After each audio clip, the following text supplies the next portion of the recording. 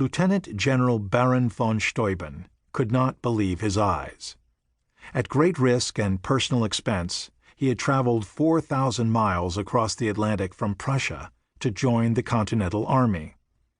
Arriving at Valley Forge, Pennsylvania, in February 1778, he surveyed the desperate condition of this pathetic army with a mixture of alarm and disgust.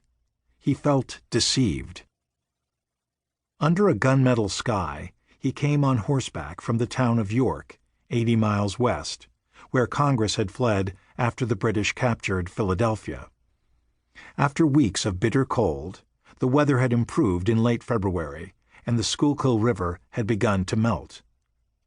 From a distance, Steuben could see 1,000 cabins crowding the hills. Smoke curled out of a forest of chimneys.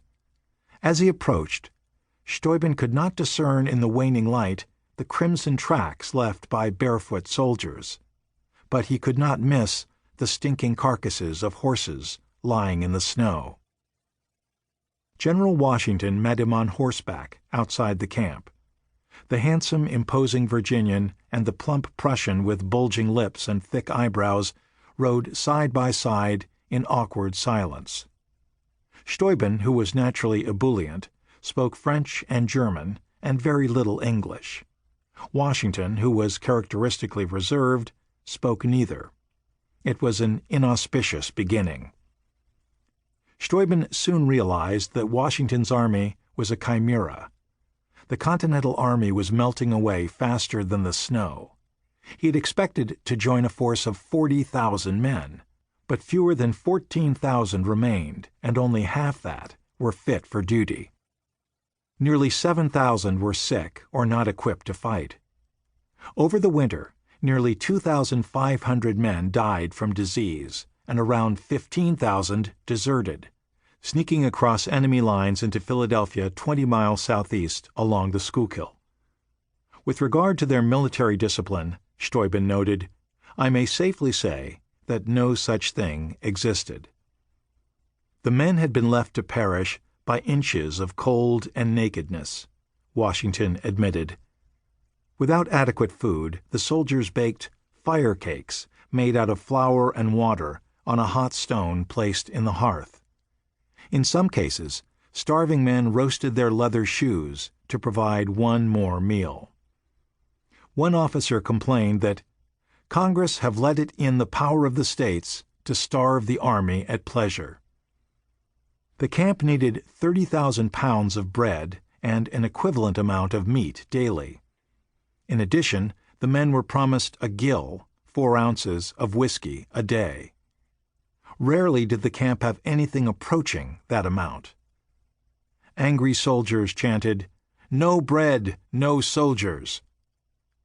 The local farmers refused to accept the nearly worthless Continental dollars.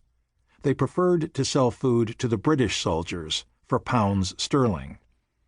The situation was so desperate that Washington told his troops to steal whatever food they could find and make an example out of farmers who sold to the British. The next day, Steuben surveyed the troops with his large wolfhound, Azor, sniffing alongside. Half-naked men with skeletal bodies stared back in wonder at his well-fed figure in a smart Prussian blue tunic bedecked with medals. The men were awed by the general.